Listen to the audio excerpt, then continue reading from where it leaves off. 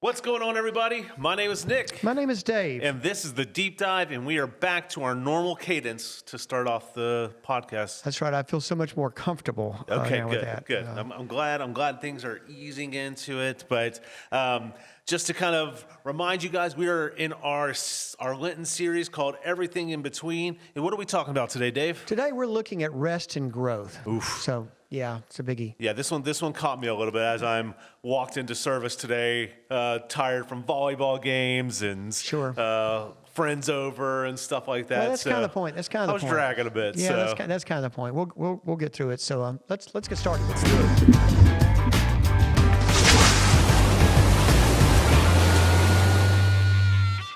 Well, Dave, we are in March Madness season. How's your bracket doing? Terrible. Yeah.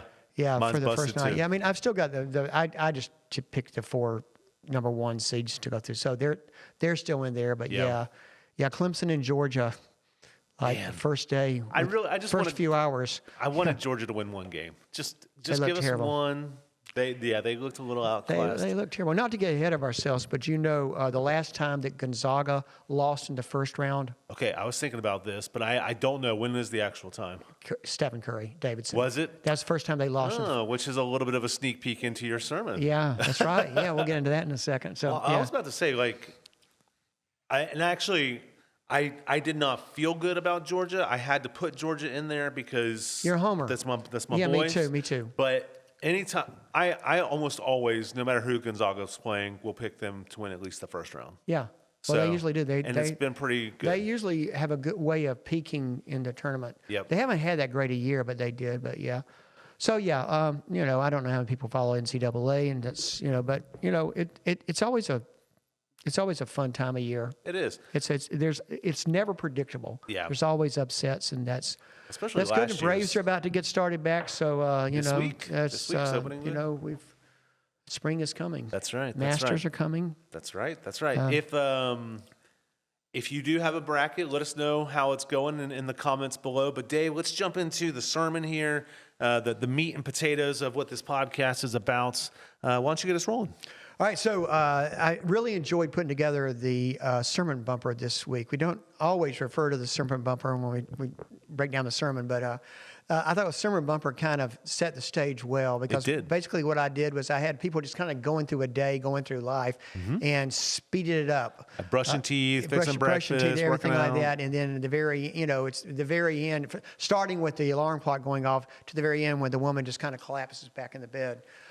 Because that is a lot of our lives. Yeah. Whatever age and stage, I find it, particularly in our church, even our retired people are, maybe even especially our retired people, are busy as well. Mm-hmm. And so I did that because with a topic like rest and growth, we can come into the sermon like, oh no, I'm feeling guilty already. Yeah. They're going to talk about rest and they're going to talk about like I shouldn't be growing. I don't have time to rest or grow because my schedule's so full and so busy. So I just wanted everybody to take sort of a breather on that. There has been a lot of maybe it was there before, but I've noticed it more now. This whole work-life balance thing, that's a whole thing. There's, Instagram influencers who are doing, their whole thing around rest and growth. And it can make us feel like we're not doing life right. Yeah. Because we're not having that work-life balance. Yeah. You said something like you were talking about that in the sermon, and it really did kind of make me stop and just kind of evaluate. And I was thinking about the last time I felt like everything felt a little more calm. Maybe I'm not sure what the right word is, but it was probably actually COVID. Like right around that time where I just felt like everything had to shut down. I didn't have to worry about as many sporting or concerts or this, that, and the other. And I was able to just kind of go, we still had work and we were still doing stuff, but I think being at home for some reason, it was just kind of like, wow, this is kind of restful. So I'm watching this show at home. I started yesterday And in the show is people that are going to this resort, and it's for renewal and health and that sort of thing. And the first thing that they ask them to do is everybody to turn in all their devices. And this one family is really pushing back hard on that. And I got to thinking about that. I would love to just have a break from devices, because it just, I think things that were invented and intended to be time savers have ended up sort of doing the opposite for us. When I think back, and it's, I'm much older than you, I think back to those days as being a little more manageable because we weren't on all the time. There wasn't that device there that's either you're checking the news to text messages to emails to all of that. So we really what do. everybody else is doing. And so, and one thing I will say about my sermon, I hope I communicated it well, because it was on rest and growth, but I really did want to also lean into the in-between seasons of where I think really growth happens. I don't think growth, our personal growth, our spiritual growth, really happens in the hustle and bustle. I think sometimes we have this idea that we've got to do all this stuff and then that will help us grow. I do think it's in those relaxed times, and maybe not relaxed in the sense of it's a Sabbath, but relaxed in that it's in an off season for us. Sure. That we're growing. And it may be a time that, well, let's get into the parable. So Jesus told this parable, and that was our text for this morning. Yeah. Of this guy who had this vineyard with fig trees in it, which was kind of odd to me. But yeah, so he has a fig tree, and the owner comes in, and there's this fig tree that's been there for 3 years, and he's just like, that fig tree, it's been there taking up space for 3 years. Go ahead and cut it down. And the gardener, the guy who was taking care of it, was like, no, give it time. Just give it time. Let me do some more work. Let me dig around it and put some manure down and stuff like that. And then let's watch it and see. And if it hasn't produced by next year, then we'll go ahead and cut it down, because maybe it's not going to yield fruit. And so that becomes a metaphor for our lives, in that we are so often thinking we've got to have results right now. And sometimes it just takes time. Yeah. And what I found out from my little research was that fig trees, when they're developing, they don't bear fruit for 3 to 5 years. Yeah. So it's right in line with the parable, and we expect to bear fruit from day one, and it's either external pressure that other people are putting on us, or it's internal pressure that we put on ourselves. You know what I mean? I do, yeah. And I think the time is something that maybe, as your bumper kind of alluded to, is just we don't like it. We don't like having to wait because of everything else that we have going on. So when we make time to tend to our garden or ourselves or our spiritual life or whatever, we almost want those fruits instantly, because it's like, well, this is the time that I've dedicated to this, and I need it now. And I talked about this towards the end. I was talking about it on like our personal spiritual journey, because I think of Lent. I mean, we're doing the corporate thing with the 40 days of sharing, but I do look at it as kind of an individual thing. How are you growing and tracking through Lent? But I did refer to the church, because I see that on staff. I see that with church members, is that we get impatient with where we are in the season of growth. And churches, church growth and church fruit bearing is seasonal, just like the fig tree is. Sure. And sometimes there's things happening and God is at work, but we're just not seeing the fruit yet. And we get impatient and judgmental on ourselves or on others because we're not seeing the fruit yet. You know what I mean? Yeah. And I mean, but like a good gardener, you still have to you have to tend to the tree, make sure it's healthy so that when it is ready to go, you know what I mean? Like, so even when you're not seeing maybe some of the fruits, the work in between, which maybe is kind of what we're talking about, is is still important to do. And you got to continue to do that work. It's not just sitting there doing nothing. Right. The gardener doesn't say, "Oh, let's just do nothing." He says, "Hey, let me continue to work on that." Yeah. And so, going back to my example that for all sports fans would have done well. Might have noticed I don't use we talk about sports every week in here, but I don't use a lot of sports You really illustrations don't, because I used to use more, but I realized there's a lot of people don't. And a couple people came up to me after the service says, "I don't know who Steph Curry is." Yeah. It's like, how can you not know who Steph Curry is? Oh, they just wanted to make you mad. Have you heard of Shaquille O'Neal or Michael Jordan? And let's we'll see where you're at. Where we're starting on this. But I think Steph is such a great example of this in his development. Because coming out of high school, there were no colleges that would take a chance on him. Yeah. They thought he was too small. They thought he was too scrawny and too erratic, I think was another description I've heard of him. And so Davidson did sign him. When Davidson's a tiny little school. Yeah. I mean, they have like 7,000 students or something like that. Oh, wow. I didn't realize it was it's that really small. I have to look at. I mean, I've had time. I would Google it. Yeah, it's surprisingly small. Davidson is, but I think they play Division I, but not really. Right. I mean, they really ought to be Division II. And so he goes to this school, and there's a lot of hype around that locally, at least, because he's going to college now. He's a high school star. And his first game was just dismal. His first several games, I think, were not great. But his first game was just dismal. He had 13 turnovers. That's wild. His first game. That's rough. He scored 15 points, which means he might have had 5 or 6 field goals. Yeah, you said that. You said he had more turnovers than he did baskets. I was like, well, he still could have had like 30 points. 15 points. I think. I mean, I was just saying. I just didn't know. 2 or 3 threes in there. So yeah, he shot terrible. I forgot what his shooting percentage, but he had a terrible start. Yeah. But his coach hung in there with him. And you read one of Steph's autobiography, I think it was like he thought that after the first game he was going to be benched. Yeah. He was like, no, you're my man. I'm building this team around you. Yeah.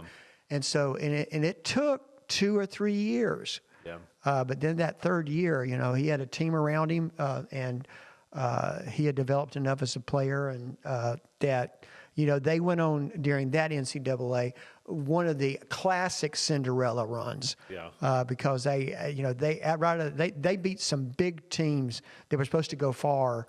And he didn't take the shot. They were one shot away, and it hit the front of the rim of going to the Final Four. This little bitty team that year. So, and I think that's when a lot of people started paying attention to Steph Curry, who's going on. Long story, a little bit shorter.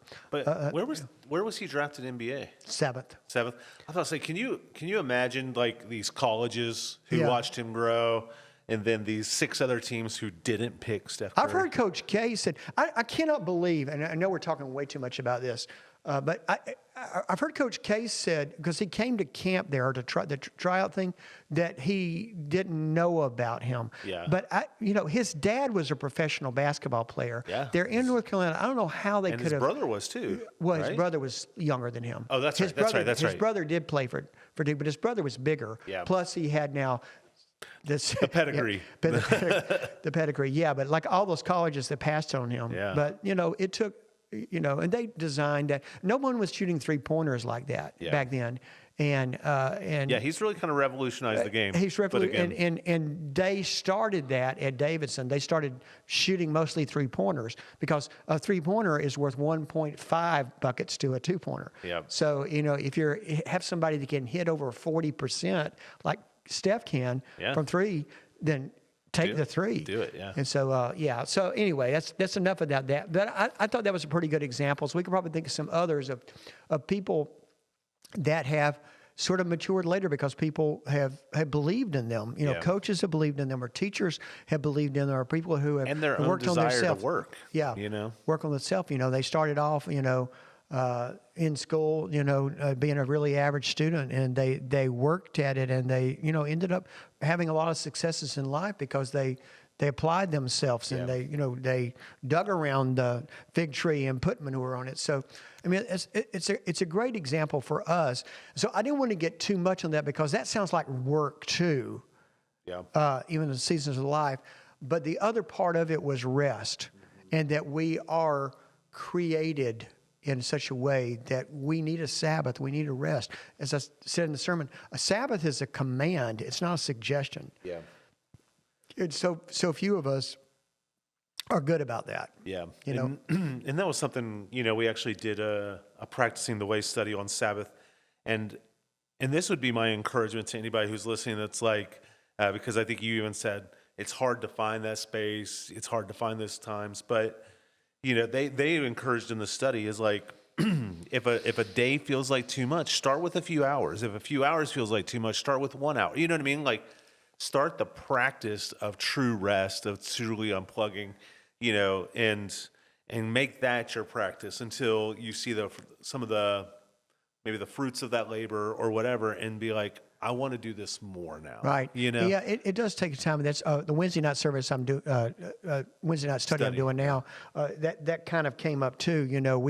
We read passages like, so Jesus and they were up in the upper room for 10 days. So like, everybody in the church, we're going in the room, we're going to pray for 10 days straight. Yeah. And we're just not, we're not developed for that yet. Yeah. And so have to start small.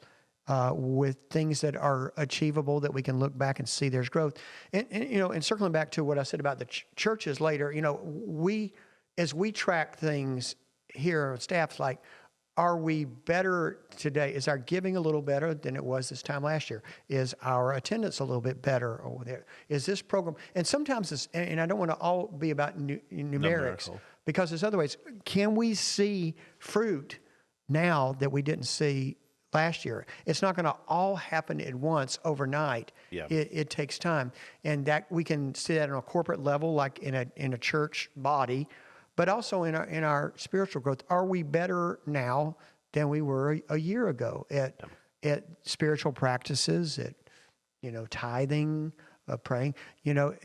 We work on it, and we may go through seasons where we don't see a lot happening. Yeah. But it's alive. That tree and that fig tree, it was alive. It was still there. There was things going on that couldn't be seen. And God is at work, even places where we, maybe can't always see. Yeah. So there's a little bit of that endurance to continue to do the right thing, as we've said a lot in here, but or just to continue to tilling the soil to kind of prepare yourself for growth, even when you might not be seeing the fruits of that labor immediately. Yeah. Yeah. And and I will say, growth is expected. I didn't really push this as much in the sermon, but there is growth as expected. I mean, the gardener himself said, "Give it another year. If it's still not bearing fruit, we can cut it down then." Yeah. It speaks to God's patience with us, but also there is this expectation that that healthy things are going to grow. Yeah. But sometimes it just takes time. Yeah, and I mean, that's even kind of, now that I'm thinking about it, it's really kind of even developed even within our own bodies, right? I mean, when you're working out and stuff like that, you're working, you're pushing your body to a certain line, but then it's equally as important as to rest your body to be able to do it again. That's actually, that's actually a really good. I wish I had thought about that.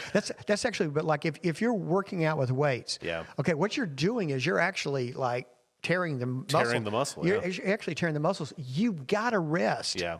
If you did that every day, you're going to cause injury. Yep. You got to have you work out and take 2 days off. Right. Or whatever. And and you do things. You take protein. You do things in between. So that's actually a pretty good metaphor there. Thanks. Yeah. I did. You nailed that one. Yeah. Well, this might be one of those shorter ones, but I think that's okay. I think that as we approach this time, this part of this series, to really kind of take that inward account a little bit of what we've talked about so far, and how are we doing in these areas? What are some areas that maybe we find this a little bit of push-pull with? Like, I mean, I knew as soon as I saw the title that this was going to be one that challenged me personally a little bit. You know what I mean? And that is okay, especially in this season, because as you said, Dave, like, this is one of those, like, kind of inward times of where we're reflecting as we're preparing, as we reminding ourselves of what eventually happens on the cross and on Easter and stuff like that.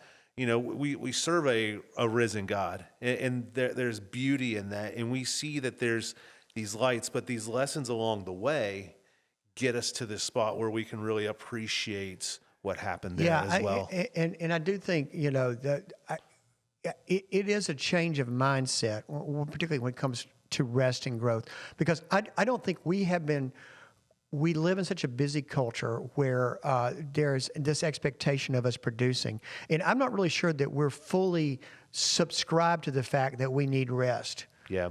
We're gonna fall behind. We're being lazy if we rest. And so, yeah, I know that Jesus went off and rested and had period of times, but I'm not Jesus. And, you know, like if I'm going to make it in this world, I've got to do these things. Well, there's so many other. We got to get there in a hurry. Yeah, there's so many other things that are pushing for your attention too. And I'm not saying there's more now than there was then, but I mean, you mentioned it, even with devices, there's kind of this rat race that's kind of developed even socially of like, I have to work X amount so that my family can do the same thing that the family that I see online is doing, so that we have the same experiences or what. Does this make sense? Yeah. Like there is this always continuing drive, it feels like, where you feel like, I think we talked about this last week a little bit, where we did. It's like a little bit, you have to be productive and you have to keep pushing. And we also wear that busyness is a badge of honor sometimes. You know, I'm so busy, you know, with that. And we can spiritualize it. I mean, the harvest is plentiful, but the workers are through. We got to get out there and work.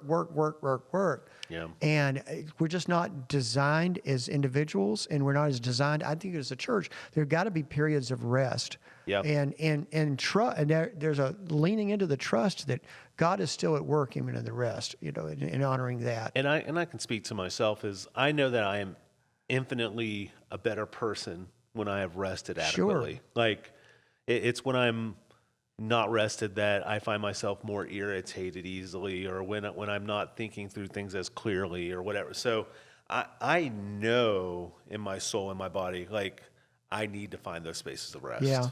I mean, it's like, this is a well-used, overused example about the guy that was chopping trees. You know, he was hired as a lumberjack. Yeah. You know, he goes out the first day and he's breaking records.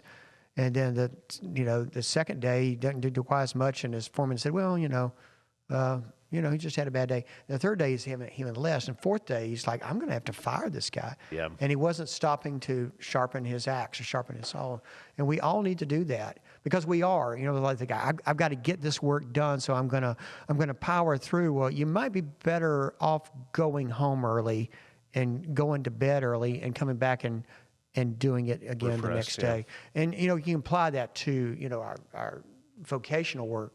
But I do think that happens in, you know, our spiritual sense as well. There's sometimes, like, when you take some time off and you go back. I mean, I think about, like, as a musician, you know, like I'll get into this practice routine, and then sometimes it'll be something happened that weekend. I might not touch it for a week, and I pick it up. It's like, wow, I made some improvement here. Yeah. Because it's just the relaxing and chance to heal. I think we've hammered that point over. Yeah. But that's, I mean, that's what it is. And so as the listener, take that and see what that looks like in your life. I mean, that's, I think, what we would ask and what we'd recommend and suggest and all that good stuff. All right. As we're here kind of at the close, again, do you guys have anything that you want to talk to us about? Anything that you want to drop in the comments? Drop it in the comment section below, Facebook, YouTube, wherever. And Dave, do you have anything else to add here at the end? I'm good. We'll hope to see everybody next week. I will say we have the 5th Sunday, the big potluck. It's also my granddaughter's baptism. Yay. We're baptizing my granddaughter next week. So next Sunday is going to be special, and so hope people will join us either in person or online. And with that, that's all I got. All right, guys. We'll catch you guys next time, and God bless. God bless everybody.